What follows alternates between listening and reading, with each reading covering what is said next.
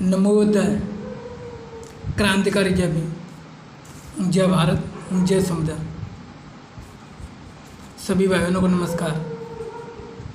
मैं अपनी उबड़ खाबड़ क्षेत्रीय भाषा में एक छोटी सी वीडियो बना रहा हूँ, अपने विचार आपके साथ प्रस्तुत कर रहा हूँ, जिसमें किसी प्रकार की कोई भी गलती या किसी व्यक्ति को किसी प्रकार से चोट पहुँचे, उसके लिए मुझे क्षमा करें। बराबर बोले लाइक करें, कमेंट करें, शेयर करें, ज़्यादा से ज़्यादा फॉलो करें, सब्सक्राइबर करें। ब्राह्मणों का मानना है कि महाभारत में दुर्योधन ने जब द्रौपदी को भरी सभा में नंगा किया था, तो द्रौपदी ने क्रोध में आकर श्राप दिया कि मैं शमशान के जलते हुए अपमान की अग्नि हूँ, जो सब कुछ भस्म कर देगी। मैं जीव नहीं, मैं साक्षात मृत्यु हूँ। इस सभा में उपस्थित प्रत्येक अधर्मी की केवल मृत्यु, जो इस नग्न सभा में विनाश का नग्न नृत्य करेगी।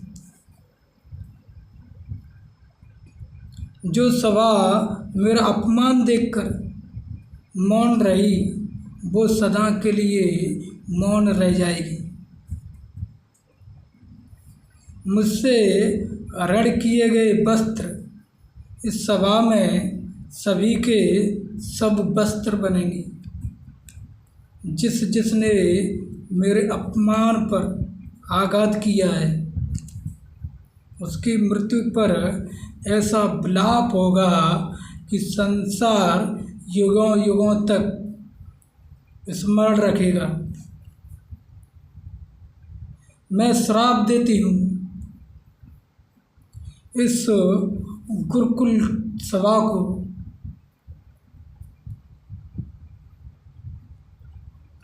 क्योंकि मेरा श्राप ही क्षमा है महारानी।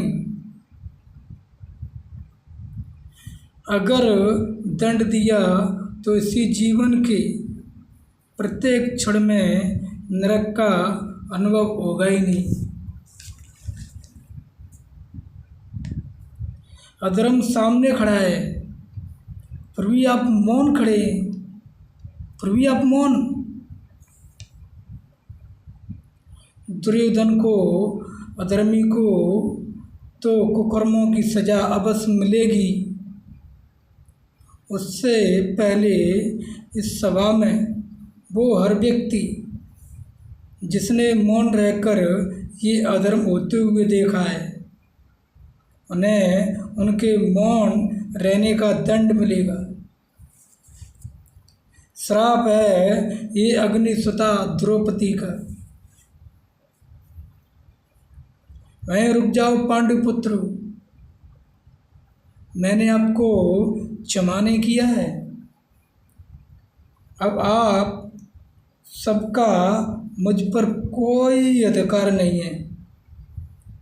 वो अधिकार आप पहले ही हार चुके हैं। उसका प्रतीक है ये खुले हुए केस, जिन पर अब कभी चूड़ामणि नहीं सजेगी।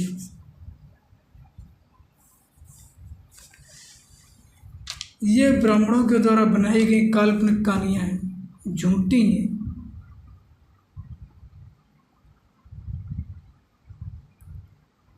सच तो यह है कि न तो कोई भूत है, न प्रेत है, न जिंद है, न मसान है, न कोई आत्मा है, न कोई भगवान है।